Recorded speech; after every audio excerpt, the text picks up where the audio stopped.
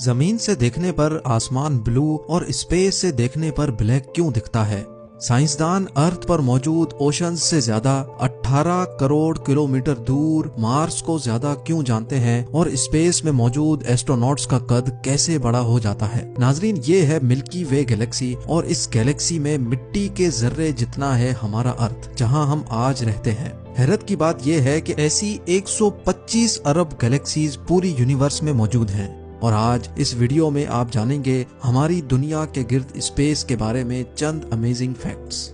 Number 1, 1977 में NASA ने एक स्पेस क्राफ्ट डीप स्पेस में जाने के लिए लॉन्च किया था। इस स्पेस क्राफ्ट का नाम वॉयेजर 1 है, जो 2012 में इंटरस्टेलर स्पेस में दाखिल हुआ था और फिलवक्त ये अर्थ से 22 अरब किलोमीटर के फासले पर मौजूद है और मुसलसल नासा को इस यूनिवर्स की तस्वीरें भेज रहा है। नंबर 2, अर्थ में तो हम रोजाना एक चांद देखते हैं, लेकिन हमारे सोलर सिस्टम में एक प्लेनेट ऐसा भी है जिसके टोटल 79 चांद हैं। जी हाँ, जुपिटर जो अर्थ से 907 मिलियन किलोमीटर दूर है, उसके टोटल 79 मून्स हैं। मर्क्यूरी और वीनस हमारे सोलर सिस्टम में वाहिद ऐसे प्लैनेट्स हैं जिनके पास एक भी चांद मौजूद नहीं।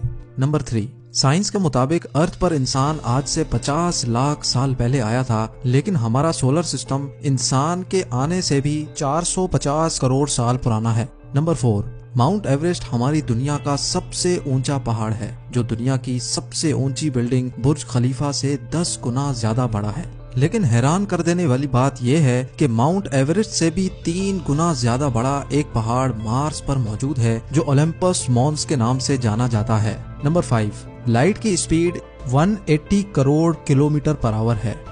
अगर कोई चीज इस स्पीड से स्पेस में 1 साल तक ट्रेवल करती रहे और 1 साल बाद वो जितना भी डिस्टेंस तय करेगी, उसको 1 लाइट ईयर बोला जाता है। नंबर 6, हमारा अर्थ मिल्की वे गैलेक्सी का हिस्सा है और ये गैलेक्सी 1,05,700 लाइट ईयर्स जितनी बड़ी है और ऐसी 125 अरब गैलेक्सीज पूरी यूनिवर्स में मौजूद हैं, जिनका अभी तक हमने सुराग लगाया है।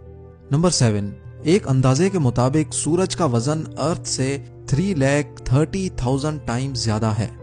नंबर 8, टोटल 11 लोगों ने चांद पर कदम रखा था। नासा के मुताबिक चांद पर उनके जूतों के निशान अभी तक मौजूद हैं और कभी भी नहीं मिटेंगे, क्योंकि चांद पर हवा मौजूद ही नहीं है जो निशानात को मिटा सके। नंबर 9, अगर किसी इंसान का वजन जमीन पर 80 केजी है तो मार्स पर जाने के बाद उसका वजन 60% कम यानी सिर्फ 48 केजी रह जाएगा, क्योंकि मार्स पर अर्थ के मुकाबले में कम ग्रेविटी है।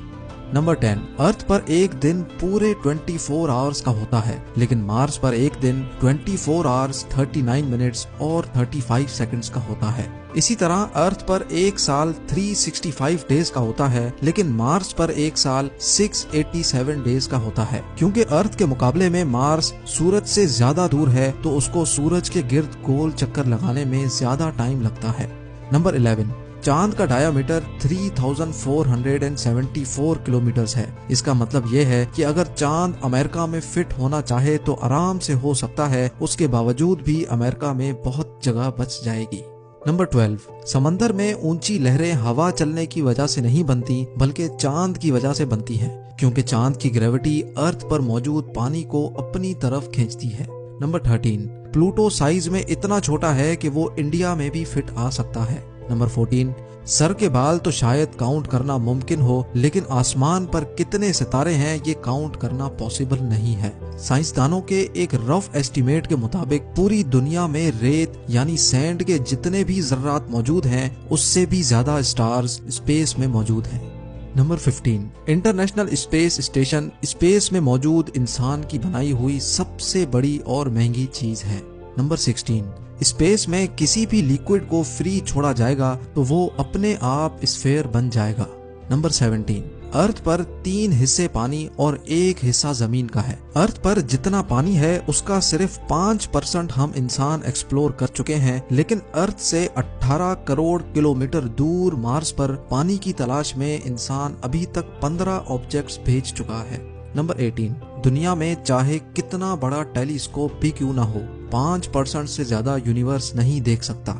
नंबर 19, सूरज की रोशनी को जमीन तक पहुंचने में 10 मिनट लगते हैं, यानी सनसेट के दौरान जब सूरज इस पॉइंट पर होता है वो असल में सेट कर चुका होता है, पर हमें 10 मिनट बाद पता लगता है।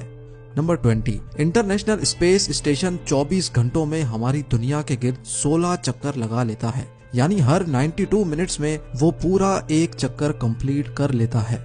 नंबर 21, 2016 में साइंसदानों को स्पेस से एक रेडियो सिग्नल रिसीव हुआ जो तकरीबन 5 बिलियन लाइट ईयर्स दूर से आया था, जिसका मतलब यह हुआ कि जिस वक्त ये सिग्नल इतनी दूर से ट्रांसमिट हुआ था उस वक्त हमारी दुनिया भी मौजूद नहीं थी।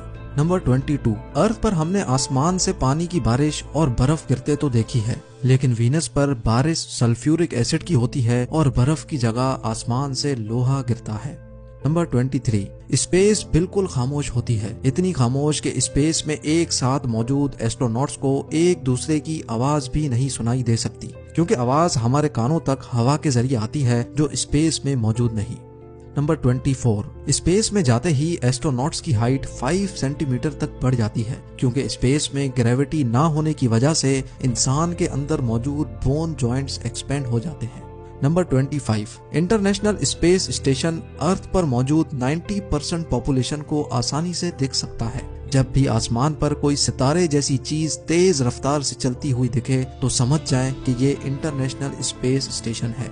नंबर 26, स्पेस में एस्ट्रोनॉट्स को डकार नहीं आ सकती, क्योंकि ग्रेविटी ना होने की वजह से पेट में मौजूद गैसेस खाने से अलग नहीं हो सकती। इसी तरह ग्रेविटी ना होने की वजह से स्पेस में पेन भी काम नहीं करता।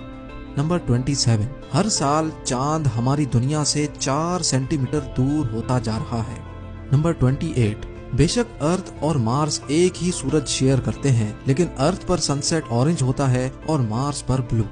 नंबर 29, स्पेस में बेशुमार एस्टेरॉइड्स घूम रहे होते हैं जो अगर हमारी दुनिया में दाखिल हो जाएं तो बहुत नुकसान पहुंचा सकते हैं, लेकिन एक ऐसा प्लेनेट है जो हमारी अर्थ पर आने वाले एस्टेरॉइड्स को अपनी तरफ खींचकर हमें महफूज रखता है, और वो प्लेनेट है जुपिटर, जो हमारे सोलर सिस्टम का सबसे बड़ा प्लेनेट है और अपनी ग्रेविटी की वजह से ज्यादातर एस्टेरॉइड्स को अपनी तरफ खींच लेता है। नंबर 30, हमारी दुनिया में जमीन पत्थर और मिट्टी से बनी हुई है, लेकिन हमारी दुनिया से 40 लाइट ईयर्स दूर एक ऐसा प्लेनेट मौजूद है जहां मिट्टी और पत्थर की जगह सिर्फ डायमंड्स ही डायमंड्स हैं, और इस प्लेनेट को सुपर अर्थ का नाम दिया गया है।